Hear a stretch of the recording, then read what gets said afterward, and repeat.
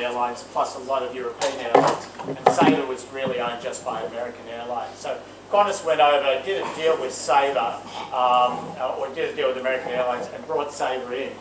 Now, who's Qantas's partners in TIAS, that TIS system, multi-sector system? Who are the partners? ANZ and Australian Airlines. What Qantas did was, Qantas thinks it's quite important in this part of the world, in this region, and indeed it is. As far as a large international carrier, it's the same as Singapore Airlines or Cathay. It carries a lot of traffic in the region as well because it's all long distance. So it wasn't. When Tisha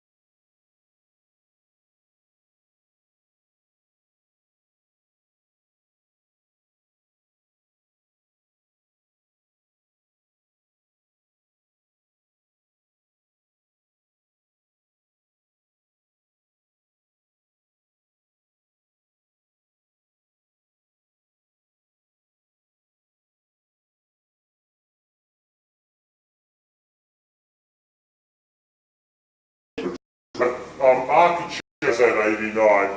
Galileo had about 100 travel agent sites. Sabre was about 400, 350, 400. There's TIAS at about 1,100 sites. And so the rest of the market is using the telephone. They're what I call manual. So I guess when I joined the company, there was only 3 of us. There was a bit of a challenge ahead of us to go and get some market share. Now, the way the market worked was when we put a computer in, we usually put, to an average travel agent, a couple of PC screens. They were 286s in those days, a couple of 286 PCs in, and a server and a ticket printer. So for the hardware, we would charge them. We'd sign a 5-year leasing contract with them and charge them about $1,200. We'd charge them every month, but $1,200 a year for that. The software access to the Galileo, that was about $1,800 a year. We would send people out to make sure that they were booking through the system and help them. So that was about $2,400 a year, and the communications cost was about $1,800. So if you add all of those up, it was $7,200 a year, and we'd sign them up for 5-year contracts. Now, they would book segments. Every time they hit an enter key to go and book an airline or a hotel, we would get about $2.80, and Sabre had done a much better deal. They're about 25% better than us. They'd done a deal for $3.50, but we would get about $2.80. So if you multiply that many segments, we estimated that was the segments per year by $2.80, that'll give you about $12,000. So if you look at $12,200 plus $7,200 per year, the market size is about, that adds up to about $19,000. By that, it's about a $70 million market. So that's how we calculated the market size back in '89. Now the competitive analysis, I guess everything was quite favourable. When TIAS, that old multi-access system, was there, really the travel agents, who are the customers, didn't have any choice. They'd only be able to use TIAS, so that's very favourable. The suppliers only could access the Australian travel agents through TIAS, so everything's very favourable. The only thing that was not so favourable were these entrants. That's Galileo, the thing that I was bringing in with the 2 domestic airlines, and Sabre, and there was another system there. They were the only things that were slightly unfavourable, these entrants.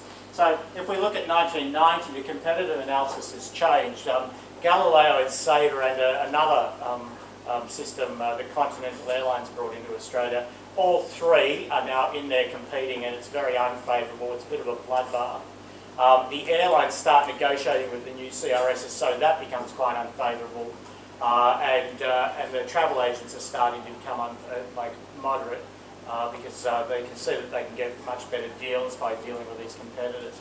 And Europe developed their own system. The Asian carriers like Thai Airways and China Eastern and all those went off and developed their own system, and there was another one coming into the market too. So in a year, that competitive analysis changed quite radically.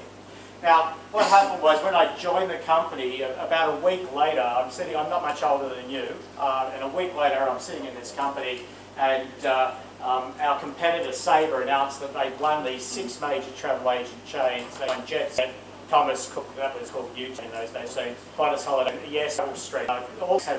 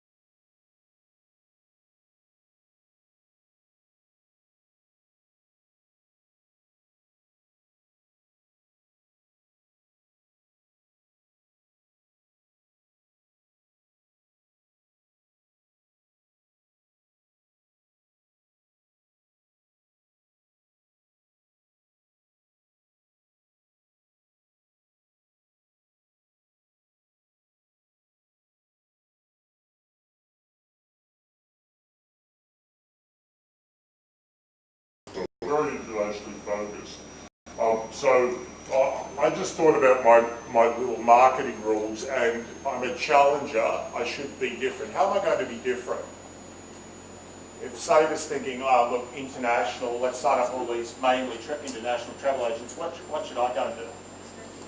Be domestic, absolutely. So be different. I had very much a domestic travel agent focus, particularly with our owners being Ansett and Australian Airlines. So we've got very domestically focused. Now that's the competitive analysis. The environment analysis, what's going on there? Governments are deregulating everything. They're favouring deregulated market and selling off large chunks of the government. Now, as I was getting into this, the banking system got deregulated. Most of the banking system was government owned. You had major state banks in every state, and then the Commonwealth Bank was owned by the Commonwealth government. So that had deregulated first, and by the time I entered this airline market, everybody was talking about deregulation for the airlines. They thought Qantas would be privatised, and also Australian Airlines would also be privatised. So that's what was going on in regulation. They were worried about the government privatising the industry. Also, economically, what was happening, the airline pilots dispute happened. You had an airline pilot strike that started in about August of 1989, and it lasted for about 6 months. You had all these strange airlines like Monarch Airlines come in, and the Australian Airlines planes and Ansett Airlines planes were basically grounded. 1,300 pilots lost their jobs, and most of them went overseas. We had no pilots. It was a really bitter dispute. And all these international foreign carriers came in for about, I think it was about 6 months. And also Hercules. I've been in the back of a Hercules. They flew aircraft out of the Air Force to carry people between Sydney and Melbourne.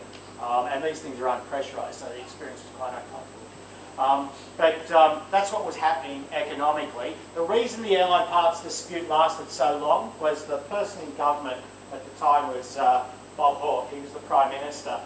He was mates with the guy that was running Ansett Airlines, which was Sir Peter Abels. And Abels knew that the government was going to deregulate the airline industry. So the reason he let the dispute run on so long was he had to get rid of all the pilots and re-employ them under much more favourable contracts, because he was preparing himself or his airline for deregulation. And the other domestic airline, Australian Airlines, rode on the back of that too, because they knew that they had to become much more competitive. That's why 1,300 pilots went overseas and lost their jobs, because they didn't obey the ACTU rules for having an industrial dispute. The ACTU was very much in line with what Bob Hawke had created. They went outside that and created a civil suit and basically lost all their jobs. And the government did not support them. They basically ran away from it. What else is going on societally? Short break travel is increasing. Is that good for us, for Galileo? Is in the airline booking business?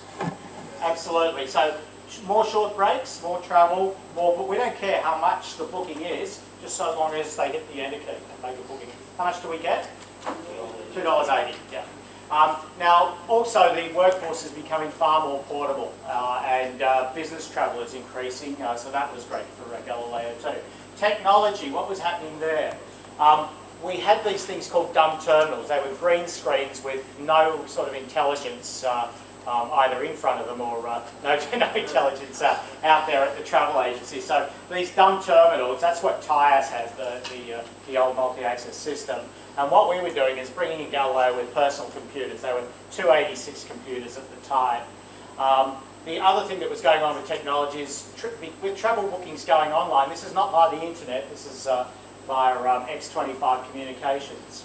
The airlines could then get rid of their call centres and sharpen themselves up for deregulation. And see the comm speed we were dealing with? That's not meg, that's like 2400 bits per second, or 2400 baud. So I know you're used to talking in meg, but that's BPS. The other problem we had with software, when we were developing software, we have to page in and out of 640k of memory. You could not go beyond that, otherwise the system would crash. So the restriction on developing a DOS application was 640k of memory in those days. So we had some technical challenges. Now the value chain analysis, the travel agents would make on a domestic trip, so that's maybe Sydney, Melbourne, a domestic trip they make 5%. The average price back then was about $350. So $350 by 5% is $17.50. It's really not much for a domestic booking the travel agent would make. And on an international, if they do a few legs, the average trip would be about $2,000. They make 9%, so that's $180. Is that a good business for being a travel agent? Well, it's not really. You don't go into the travel business to make money. Does anybody know a travel agent? Or, sorry? Yeah? Who do you know that's a travel agent? My mum. Yeah, your mum? Well, and who do you know that's a travel agent? My aunt. Your aunt. Yeah, please excuse what I'm about to say. But what happens is usually travel agents are set up by Dadas. Dadas, I call them the doctors and the dentists. Doctors and dentists make a lot of money. They're very profitable. They have to create some unprofitable businesses, and they're usually either married to a spouse that needs to do something during the day, so they set them up as a travel agent. Whether it's male or female, it doesn't matter. And travel agents have a genetic mutation. If you look at them very closely, you'll notice that their left shoulder is slightly lower than their right. Have a look next time when you go home. Their left shoulder is slightly lower than their right shoulder. So why the Dadas set up their spouse in a travel agent is travel agents in those days, I don't know about now, have 3 educationals or 3 famils a year. A famil or an educational means you go internationally somewhere to a destination, and you go and stay in all of the most expensive hotels. You fly first class 3 times a year, so that when you get a customer in front of you, you can talk properly about where you've been and the destination. And that's what we call a famil or an educational. And so the doctors and the dentists love this because 3 times a year they got to fly first class. And why they're deformed is as the travel agents always walk into a plane, they turn left to the first class section, so they're always slightly down. Anyway, let's have a look at the value chain. If you fly from Sydney to Changi in Singapore, $2.80. If the booking's made by the travel agent, $2.80 for Galileo. If we then fly from Changi to Heathrow, $2.80. If in England you book a hotel for 3 days or 5 days, it doesn't matter, $2.80. If you also hire a car for a few days, $2.80 to Galileo. If then you fly back to Singapore, this time you do a stopover and book a hotel, go down to Orchard Road, do some shopping, and then fly back to Sydney. If you add all that up, we've basically made about 20 bucks. So it's not a bad little online booking business. That's where a lot of the money is in the segments. Every time a travel agent hits the enter key. So that's that was the business. So if we have a look at the travel agent chain, of that $2.80, we, the company Galileo, made about 95% gross margin. We made such a lot of money out of that $2.80, we were able to then pass a booking rebate back to the travel agent of $1. Would that encourage them to book more? Yeah, because every time they book, they get $1 back. So that encourages them to book more. On the hardware and the support and everything, we charge them about $7,200 a year. We made about 35% on that, so we're making money there. And then the travel agent wasn't getting much at all. They were getting, on average, about 7%. So the money was all up in this part of it. And Sabre had about a 25% cost advantage so they could pass it before that. Travel agent. So that's, we've almost finished the left brain analysis. The direction. Who are the customers? They're retail travel agents and tour wholesalers and travel consolidators. The geography for us was Australia. What do they need? They want to book travel suppliers, inventory online. And how do we sell those needs? We provide hardware, software support and communications to access travel products around the globe. Now, I then wrote a vision statement 5 years on from there. Now, can you see I just underlined and read what I've changed. What's this all about? Why have I added those two? Travel suppliers and travel consumers. What do you think that's all about? I've gone beyond travel agents and now I've added consumers as well. Sorry? Webjet and stuff like that. The internet is coming. Yeah, absolutely. Indeed, it wasn't called the internet. It was called the Super Information Highway in those days. We didn't know what. Remember, this is back in '89. It's not commercially released yet, the internet. So we kind of had an idea something was coming, but that's why I extended the vision statement to include that, because to address this problem. And indeed, there was a business down in Melbourne called Viatel, Telstra. In those days they were called Telecom, but Telstra owned it, and we didn't know anything about the Super Information Highway, but we went down to have a look at Viatel. Telstra were extremely quiet about this, but they got a lot of bookings and a lot of traffic generated through this. Do you know their main source of traffic for Viatel in those days? Pornography.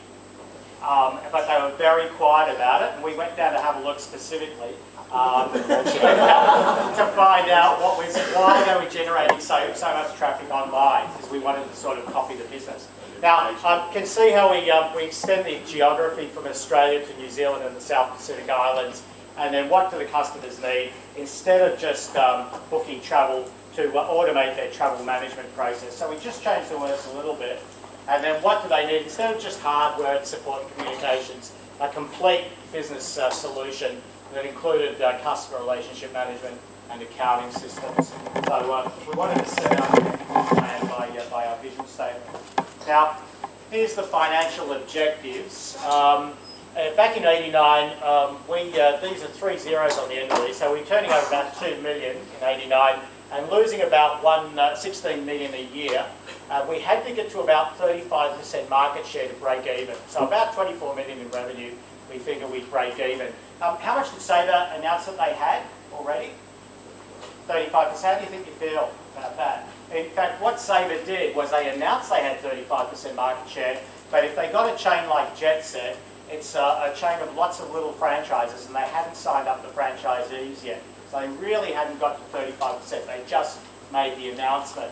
Now, I was reporting into a board, and that's equivalent to losing 1.3 million a month. And the guy I had to report into was a guy called Jeff Dixon. Who was Jeff Dixon? Can anybody remember? CEO of Qantas. He was the marketing director of Ansett in those days and on our board. And every month I had to show up to Jeff and say, Jeff, I've just lost another 1.3 million of your dollars. And it was a really happy experience. But the idea was to get those travel agents hitting that enter key and getting segments and then capture 35% of the market. That was how we survived. The other strategic objective we had was to secure distribution for Ansett and Australian Airlines, not only have the broadest product range, but also to secure their distribution. Because another thing that travel agents do is they tend to, on that screen when they're booking airlines, they'll look at the top three. It's called what we call the halo effect. They'll focus on the first three lines and see if any airline can serve the customer's purpose, and then they're going to book one of the first three lines. They very rarely ever turn the page. Yeah. So what American Airlines did in the States, American Airlines, what's American Airlines code? It's a two-letter code. What do they call it? AA, absolutely. Guess how American Airlines sorted their screens? Alphabetically by airline code. Now, their big competitor in the States was United Airlines. What's their two-letter code? And guess how they sorted their screens? Reverse alphabetically. So that's why the airlines were quite worried about this, because once you have the travel agent's eyes, the screens in front of them, you could play games and get more bookings through that way. So now the strategy, this is where we switch over and have a think about using our right brain a little bit more, get a bit more creative. We now have analysed the market. Galileo is fairly high price. Remember, it's got a 25% disadvantage, cost disadvantage over Sabre. Qantas did do a good deal when they got the rights to Sabre. So our system's got a higher price, but we had better access. We had better access to supplier inventory, particularly our domestic airlines owners. When you travel, say Sydney, Melbourne, and you book a flight, if you're a business traveller, you book a flight, say 7:30 out of Sydney, arrive into Melbourne, and then you book your return flight at the same time, 5 p.m. out of Melbourne back to Sydney. Do you get on the 7:30 flight in the morning, usually, if you're a business traveller? If you book 7:30, would you get on the 7:30 flight? Most people do, yeah. In the morning, if they're booking on a 7:30 flight, they'll go for it, get on that 7:30 flight. It's the return flight that's the issue, because what they're going to do is they'll just put in a booking of 5 p.m. and then they're going to expect to be able to call their travel agent in the back of a taxi on the way to Tullamarine Airport and say, can you alter my flight? Can you either bring it forward because we've had a quick day and we've got through the contracts quicker, or maybe you've gone to the pub afterwards because you're with a customer and you want to slow it down, so you may say to the travel agent, book us at 7 p.m. Now, what happens is, the airlines know you usually get on the 7:30 flight in the morning, but on that 5 p.m. they'll overbook it by as much as about 30%, because they know everyone books for the 5 p.m, but then they start to scatter during the day. Same with lecture theatres. We'll overbook this by about 20 or 30 students, this lecture theatre, because we know we're going to get a drop-off from it. They'll overbook the return flights. Now, we're able to get, with Galileo, because our domestic airline owners give us direct access into these reservation systems of theirs, we can get access to the last seat. So we have something called last seat availability. You can get the last seat on the plane, whereas Qantas with Sabre could not get last seat availability for the domestic airlines. So I guess the first thing that we pushed was, I said to all of the people who were working with us, every time you open your mouth, talk about last seat availability, really go hard and market that, and push up in the travel agent's mind the fact that we can get better supplier access, and that's what we did for the first year approximately. So what are we doing here? Which word are we focusing on here? A feature, which is the last seat availability. So you only really market one thing, and that's all we did.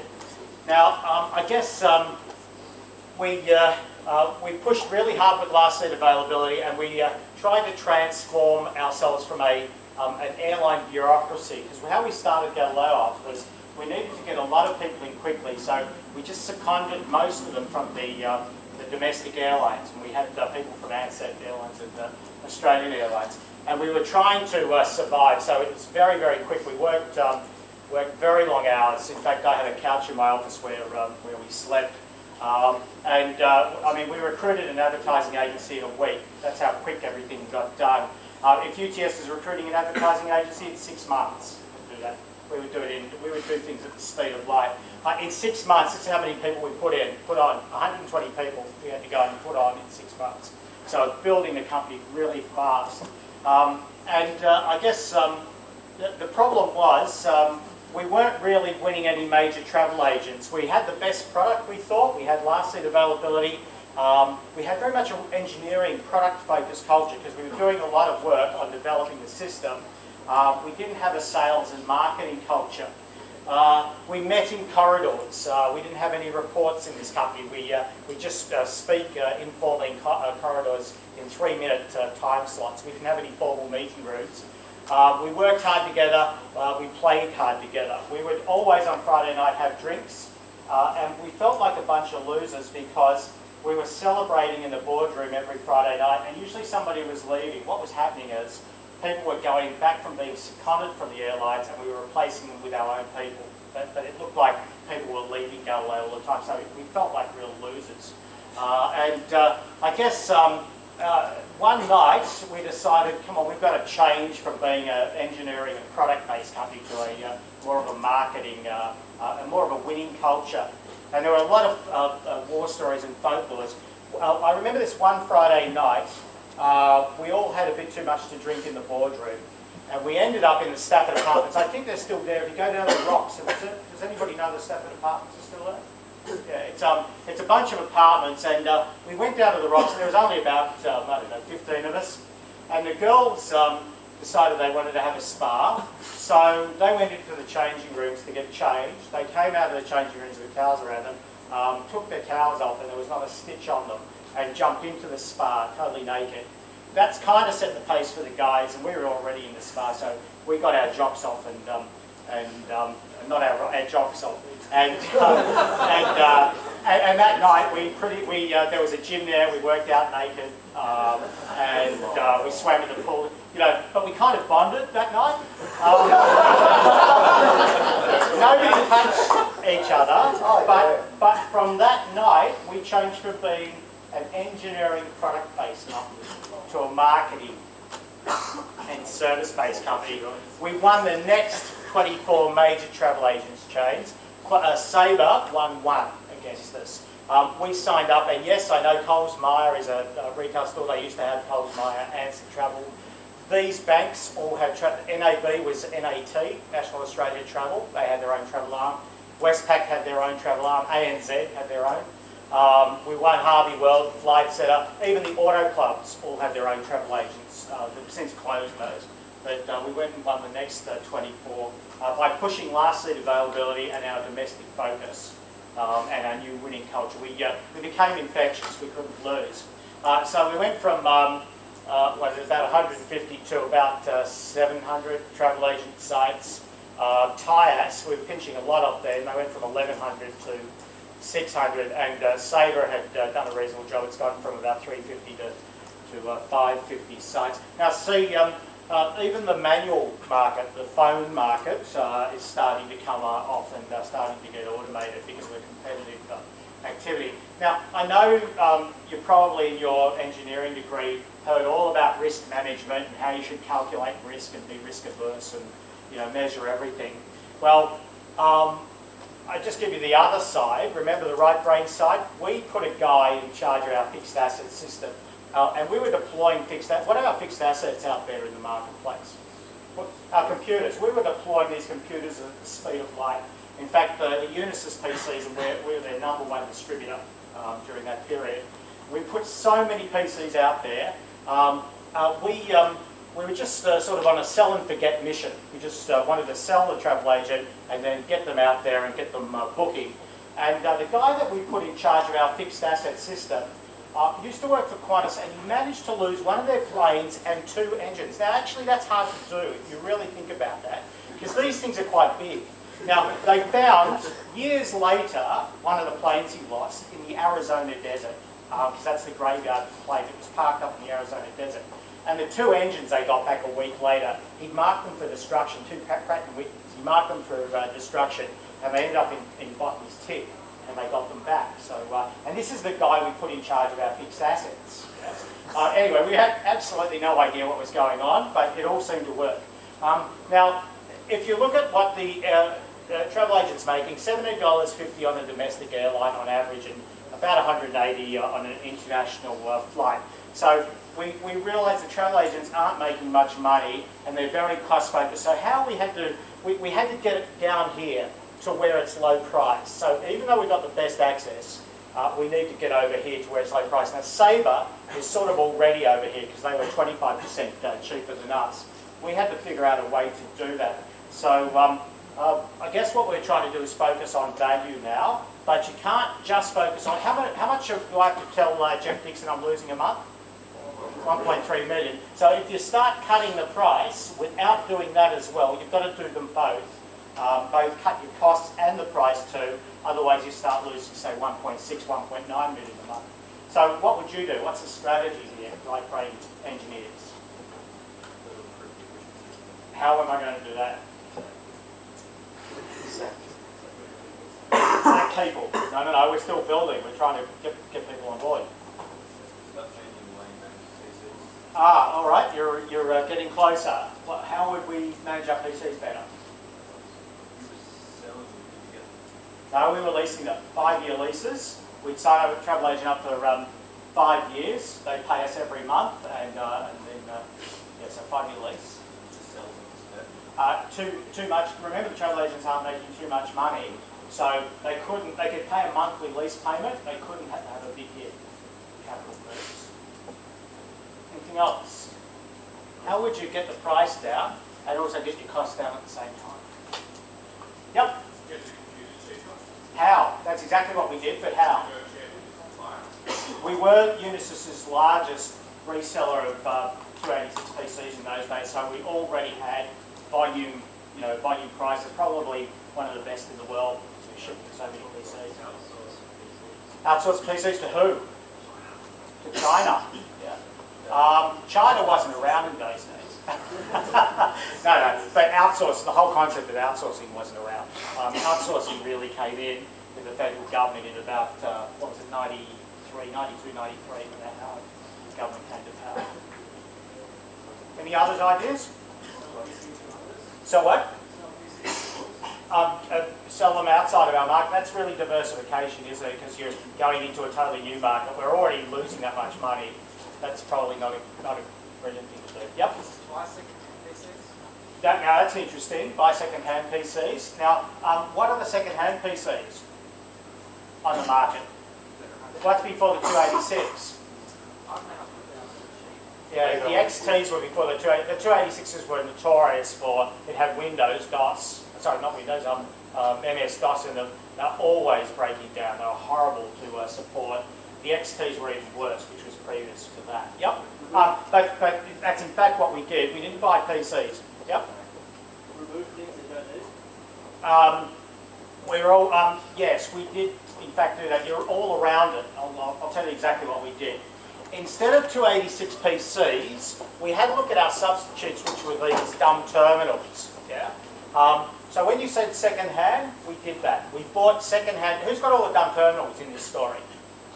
Tyas. We went to Tyas, a guy called Neil Pugsley, who was running Tyas. We offered him $5 a dumb terminal. He's got all these dumb terminals sitting there, and he jumped at it. He could sell them for $5. So what I did was I got the technical team to work on seeing if we could get Galileo into the dumb terminals and get it through that. It took them a few months to do, but they were successful at getting there. And you said, the chap up the back, over that side, what did you say? You said get rid of all the extras or something? Yeah. That's exactly what we did. With the dumb terminal, it hasn't got all this intelligence on the desktop. We've basically gone back to bare bones, and they're very economic to support. These things don't break down, dumb terminals, whereas PCs are diabolical to support out there. And then I guess we put together a competitive strike, and within a month, we went out with a ridiculously low price, and the guy that was running Sabre wasn't ready for it. We set up offices domestically in Tasmania and all the remote areas, went out there and signed the market up really, really quickly. And the guy who was running Sabre thought, oh God, thank God he's run out of dumb terminals because Tyas had run out. So then we went looking around the world. We found some more in Japan and brought them in and kept doing it. Now, if we've signed them up on a 5-year contract, an initial 5-year contract, we've got these people, a population of PCs and 286s. what happened was, the next version of the PC that came along was the 386. So, again, using your right brain, I thought, well, why don't we go to the 286 PC users, and if they're like 2 years into a 5-year contract, why don't we make you this offer, 286 user? I'll give you a brand new 386 PC, server and printer and all of that. You just sign for the extra years, so I just re-sign you for 5 years. Same price. Would you do it? Would you do it? Travel agent? Everybody did. So what happened was, I upgraded all my 286 clients to 386 clients. They're all happy. They're just paying the same price. We just extended the contract for a few more years. What do you do with the 286 PCs that you get back? You go to the dumb terminal users and you say, look, you just pay you the same dumb terminal price. I'll sign you for the 5 years. Same price. I'll give you new PCs. Are they happy? What do you do with the dumb terminals you get back? So they upgraded. You go to the people that are using the phone and you do that. Then the 486s came in. And that's what I did. I upgraded that. And so by the time, remember we had a 37% gross margin on hardware and all that. By the time I finished all this, I paid them off about 3 times. I cycled them through. So that's a little bit of right brain thinking there. So let's have a look at the travel agent sites. We've gone to about 1,400 Galileo. Saber's at about 700 or 800. Tyson's finished. We bought all of their stuff anyway. And see the manual market, it's coming off very quickly now. Most of the people on the phone with that price has converted to Galileo. Now, let's go back and have a look at the competitive analysis. That was 1990. Let's have a look at what's happened in 1992. Sabre and Galileo are here. Telstra got behind this European system called Amadeus and brought that in. Because the reason they brought that in was it's using a lot of communications lines. So Telstra thought they'd have a go at creating a CR, a central reservation system. The Asian system called Abacus got off the ground and started coming in too. So it's very unfavourable.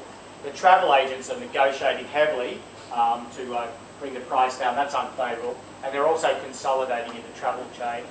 And the airlines are quite unfavourable too.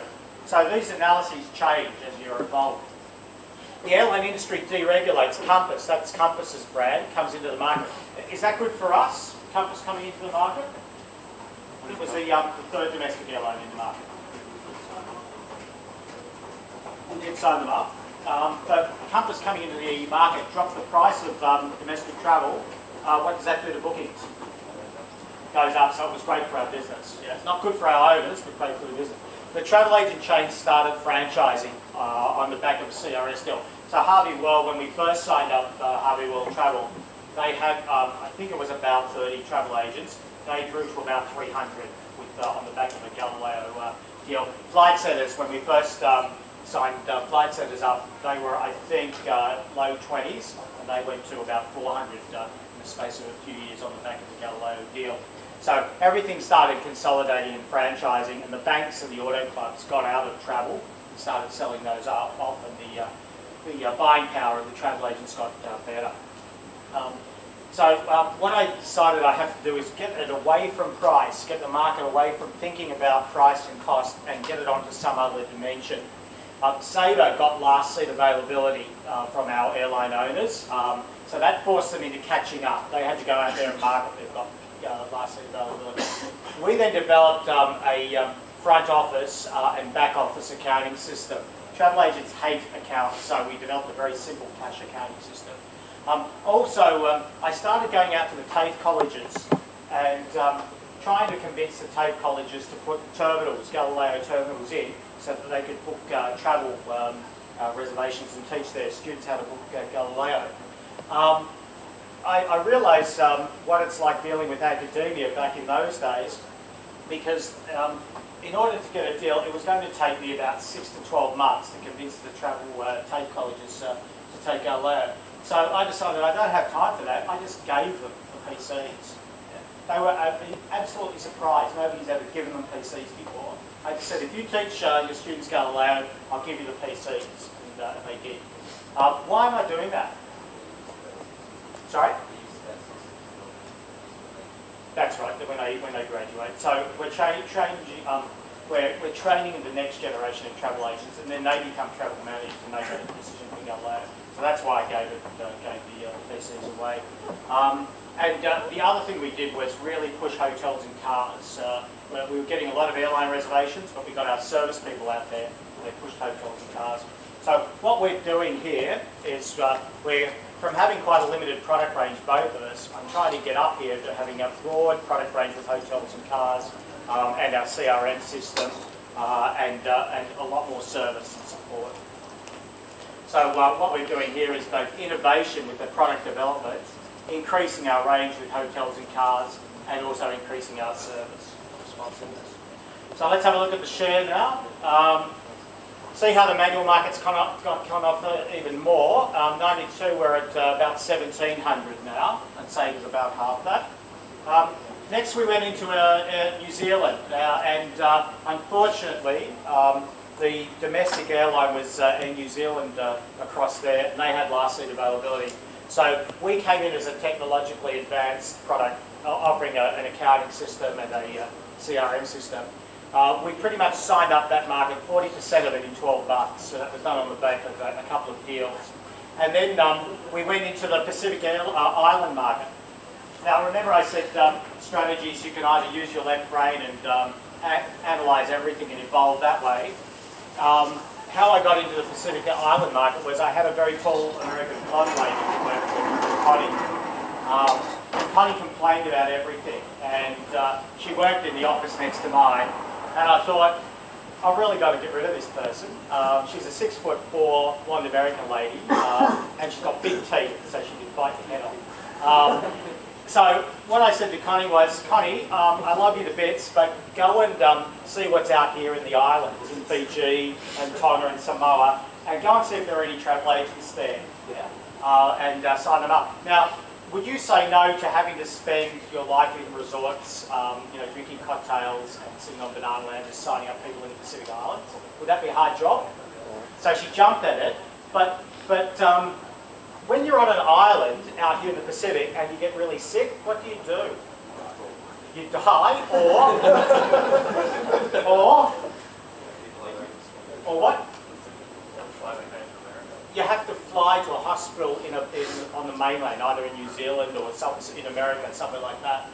If you are a student, you usually have to fly to a university somewhere. So getting rid of her off to these islands was amazing because she signed up these travel agents and the bookings that came out of it was just sensational. So sometimes you do a lot of analysis to go and work this out, or other times you just got somebody that you don't like and you just get rid of the boat across to somewhere else and start a new market. So the island segment, and she's a great anyway, she did a great job out there. We went to about 2,000 sites. The manual markets virtually disappeared, and in '93, Save was about 1,100 sites. Qantas and Air New Zealand woke up one day in '93 and realised, oh dear, we've just lost control of the travel agent screen. Galileo's got about 60% of the market now.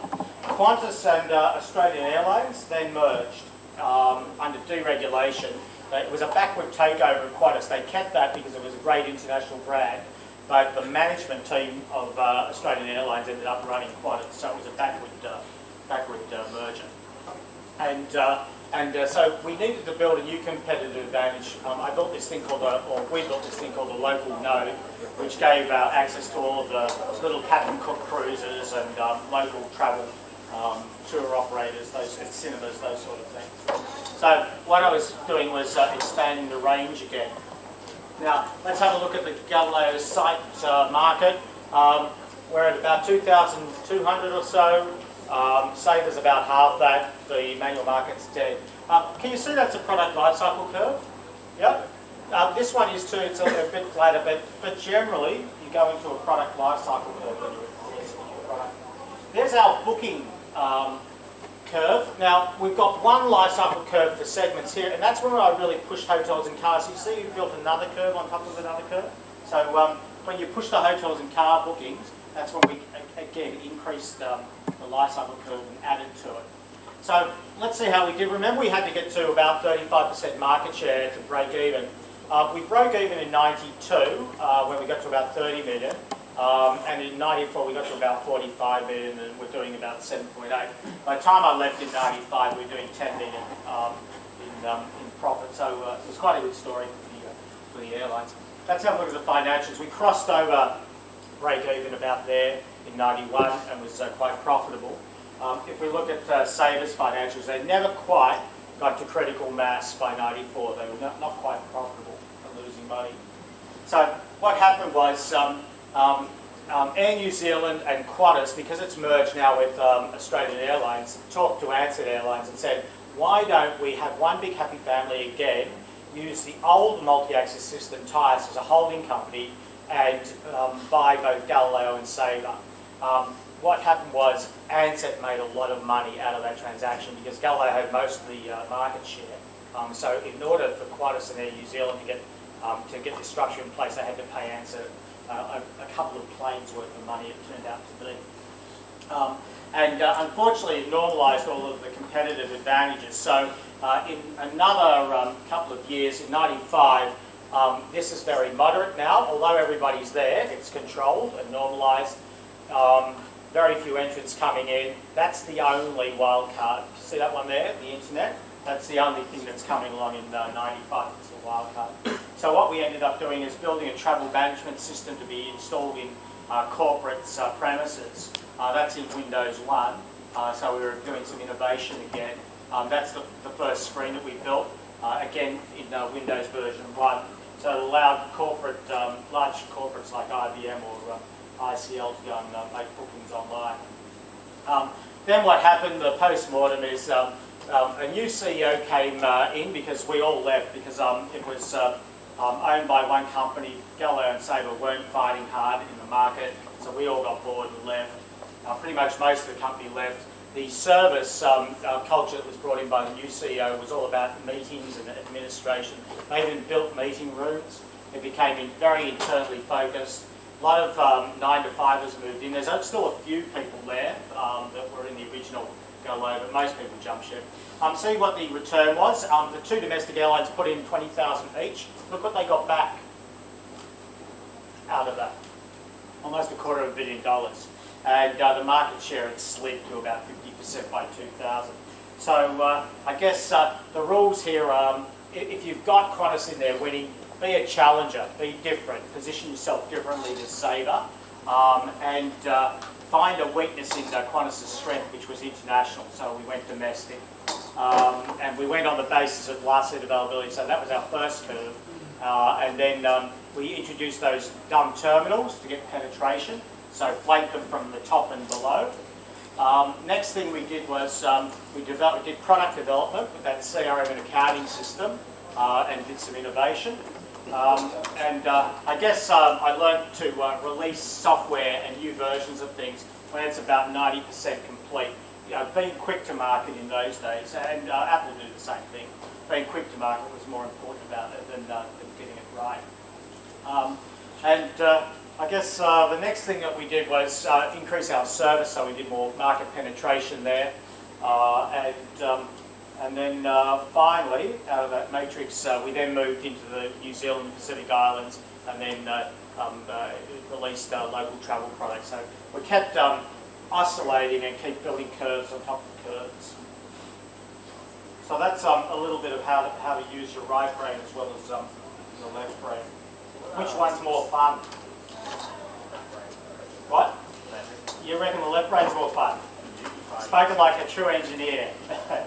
And by the way, some lecturers are going to tell you if you're doing this, your real objective in life is to become a manager and get up in your career path. I'm not. If you really are a true left brain engineer, you stay a true left brain engineer because you'll wake up happy every morning. If you decide that you want to go up in management, that's fine, but you'll start hating your job if you're a left brain engineer. So if you really are, most of you will be, you stay that way. With regards to like WebJet and this media, are they using Galileo or? Who's talking?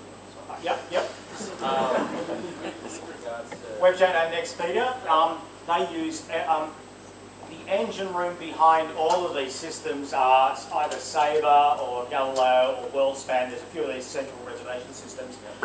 The market is a mess now. Since I left it, it was very clean. Yeah, because it said it dropped to 10 years ago, 12 years ago. So is that... It's changed. With the internet coming in, you have lots more different channels reaching things. Fundamentally at the base, you've got either Galileo or Sabre or one of those big reservation systems. But a lot of the time now, the airlines have gone direct to, say, Expedia. And when Expedia goes and accesses Qantas, they might go directly in there. They then don't have to pay Galileo $2.80 to do that. Yeah. But the market's really messy. And later on, I'll do a case study on the internet and show you just how much it did change. Any others? Okay. So let's have a quick talk about competitive advantage. Do a bit of theory now. Competitive advantage is trying to find how to create a difference and be distinctive from your competitors. And I've given you a few words there. There can be much more than that. We'll have a quick talk about it. Look at the theory. And by the way, I never examine you on the case studies. I always examine you on the theory. Let's have a look at the life cycle.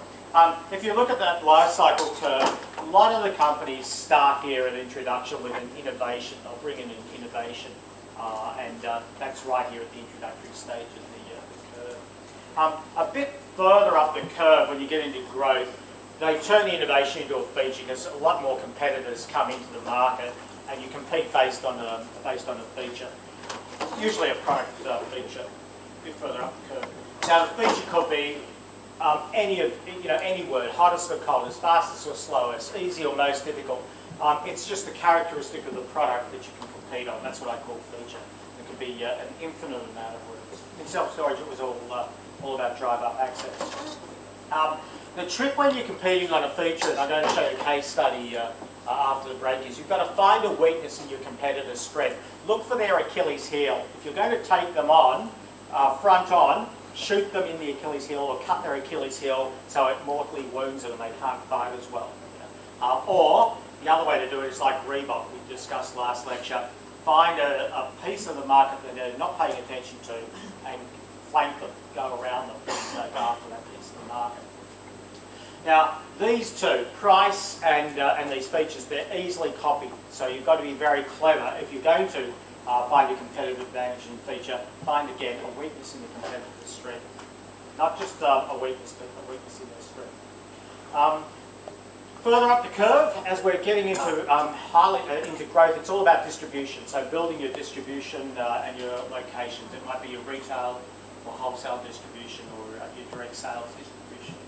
And towards the top of the curve, it's about building your brand and being recognised.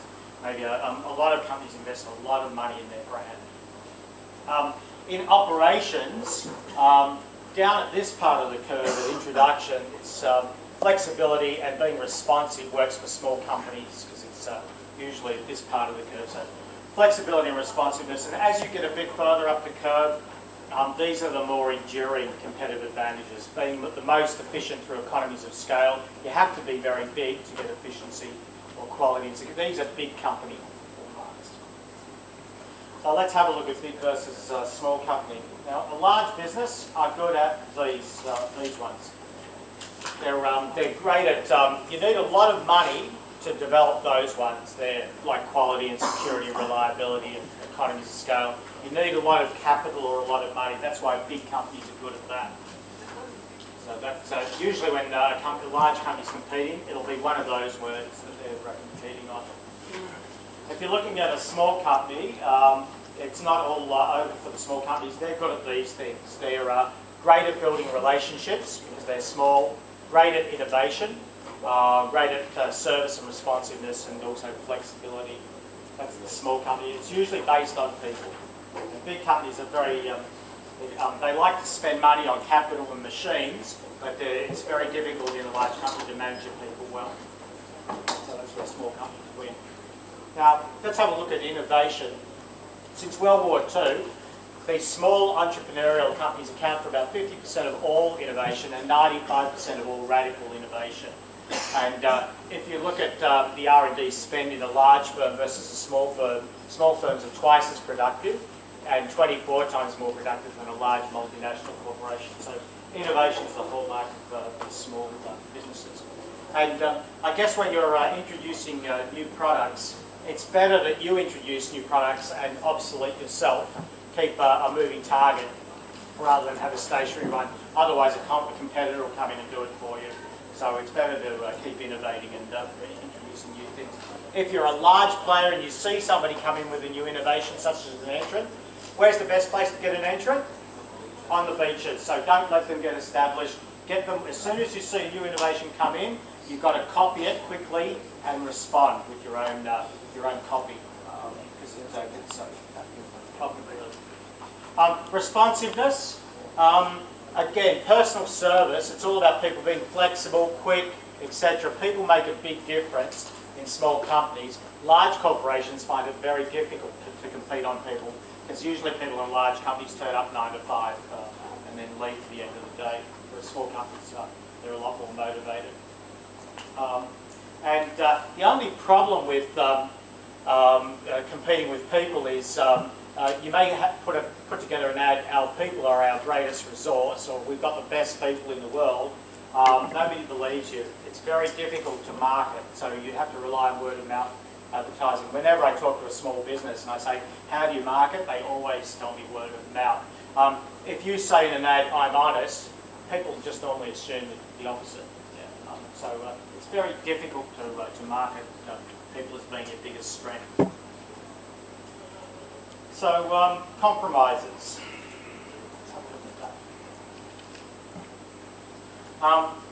I guess you need to build a competitive advantage out of one of your strengths. It's got to be valued by the customer, sustainable, and you can protect it against competitors copying it. A guy called Jack Welch that ran General Electric said, if you don't have a competitive advantage, don't compete. So when you're looking at your business plans for your businesses, try to find something that they can be the best at and really build that word. Find a competitive advantage.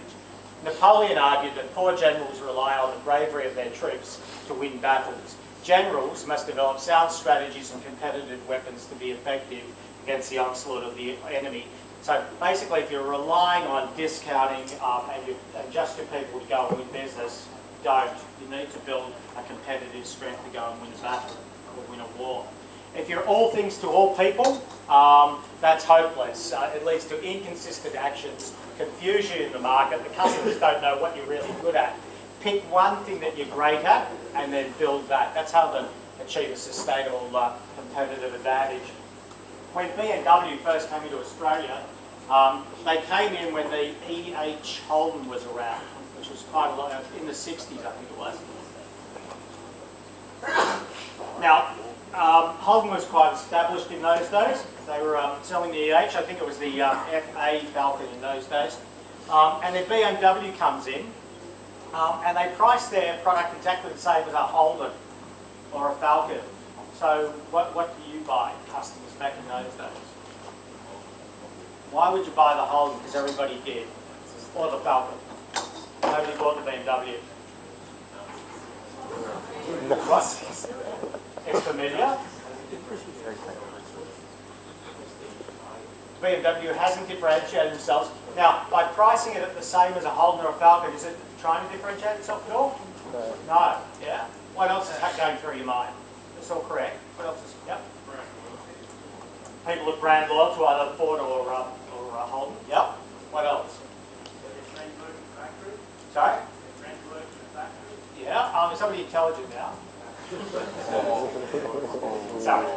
Sorry. So that's it. The servicing. I apologize.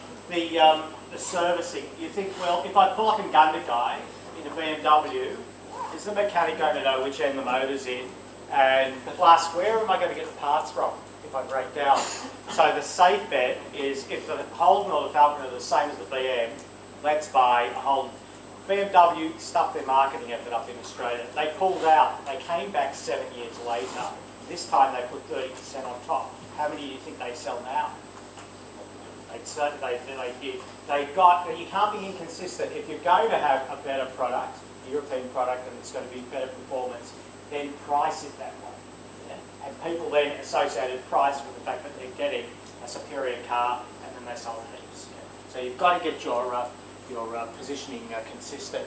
So if you look at low cost versus full service airlines, if you get trapped in the middle, that's where you don't make any money. It's usually at either you're really low cost or you're really full service. If you find a word that you're good at, that's when you make money.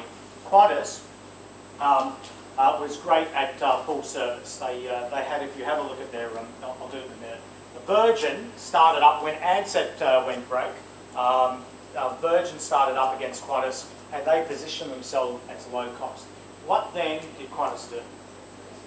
They put in Jetstar, and they shifted Virgin into the middle.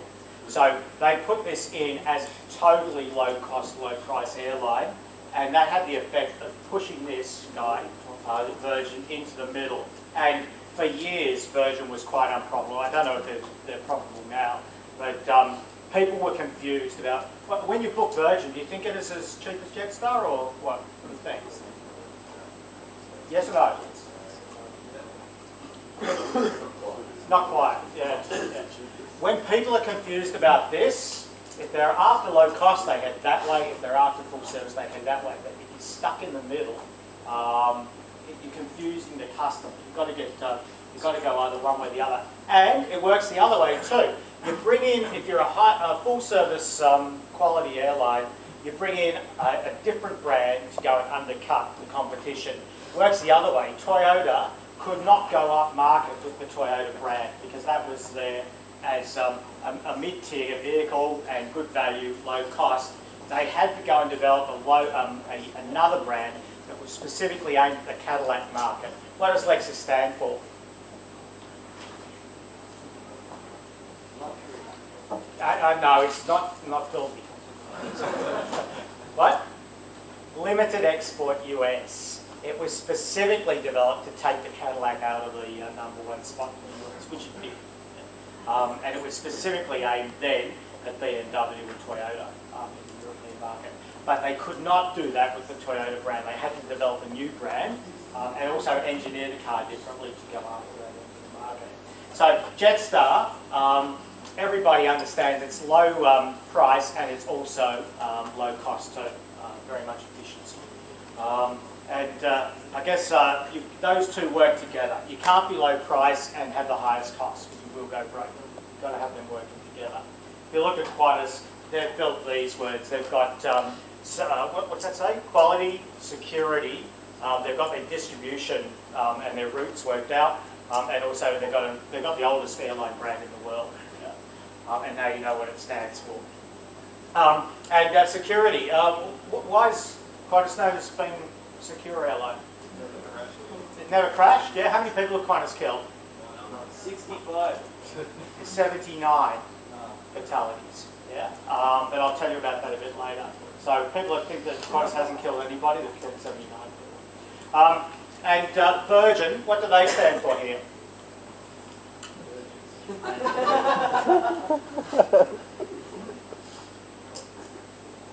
I'm sort of thinking it's value, but it's not absolutely clear, and I sort of think it's at the service. But again, they're a bit confused, I've got to tell you. So before we, and those sort of don't go together too well, being both low price and also full service. They sort of tear at each other. I'll tell you just a quick story and then we'll have a break. Anybody travel Virgin Atlantic? Virgin Atlantic, I was based in both New York and also in London for a period of time, and I had to fly across the Atlantic quite a bit. I travelled on Virgin Atlantic, and I tell you, the experience is quite interesting. You get picked up. What Branson does is he sends a limousine, which is a Range Rover, back in about 97 or so, I was doing this, 98. He sends a Range Rover to pick you up with a chauffeur. Why would he do that?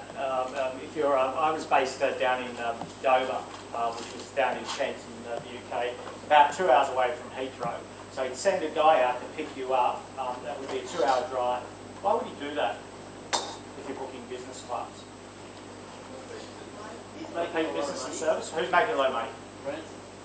Yeah, because you booked a business class ticket, so that's an expensive ticket. Sorry? More business class, yep, so he's going up market. Anything else? The other clever thing you did was, a lot of business travellers don't get on the flights that they book, they cancel at the last minute. And if you know that you've got somebody going to spend 2 hours to come out and get you, all of a sudden you're feeling guilty and you'll ring up the day before and cancel that if you know you're not going to get on the flight. That means he's got at least a day to resell that seat. So it's a great way of managing his inventory by doing that. And the reason I know that is because I heard him talk about it in the conference that I was at, and it's a really good reason. Anyway, so you get in your Range Rover and you're driving up to Heathrow. The guys checked you in and handed you a boarding pass. So the fact that the bags are in the back, they're tagged with luggage tags, you've got a boarding pass, you're pretty much on the flight.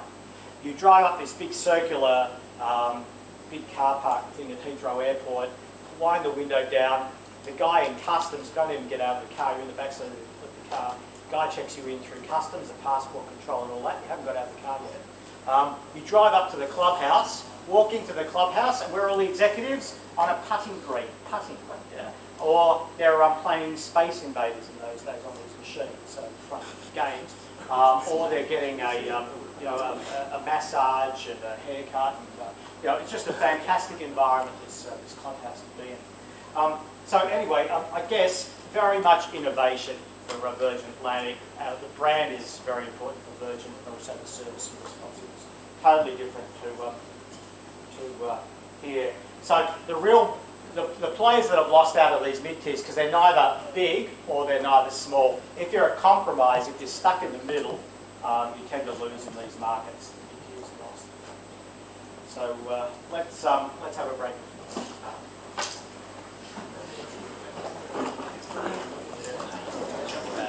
More tiers.